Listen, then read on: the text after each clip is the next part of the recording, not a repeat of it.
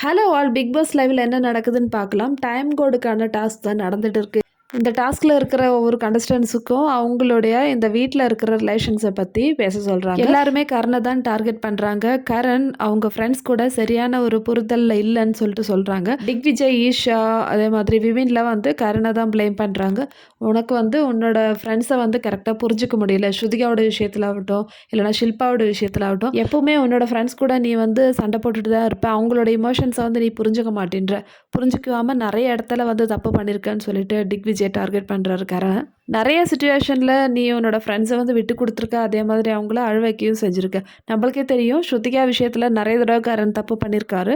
ஷில்பா ஸ்ருதிகாவை பற்றி சொல்லும்போது கரண் ஒரு தடவை கூட ஷில்பா கிட்ட வந்து ஸ்ருதிகாவை சப்போர்ட் பண்ணி பேசுனதே இல்லை. ஸோ அதே மாதிரி தான் வந்து நிறைய இடங்களில் வந்து கரண் பண்ணியிருக்காரு. இப்போ இந்த விஷயத்த ஹவுஸ்மேட்ஸே வந்து சொல்லும்போது கரனுக்கு சொல்ல பதில் எதுவுமே கிடையாது. ஸோ அதனாலே வந்து இந்த டாஸ்கில் வந்து கரண் தோத்துட்டாரு. அடுத்த டைம் கூட திக்விஜய் ஆயிருக்காருன்னு சொல்லிட்டு கேள்விப்பட்ட மக்களே. ஸோ ஆஸ் யூஷுவல் என்னோடய வீடியோ பிடிச்சிருந்த சேனல் லைக் பண்ணுங்கள், ஷேர் பண்ணுங்கள், சப்ஸ்கிரைப் பண்ணுங்கள்.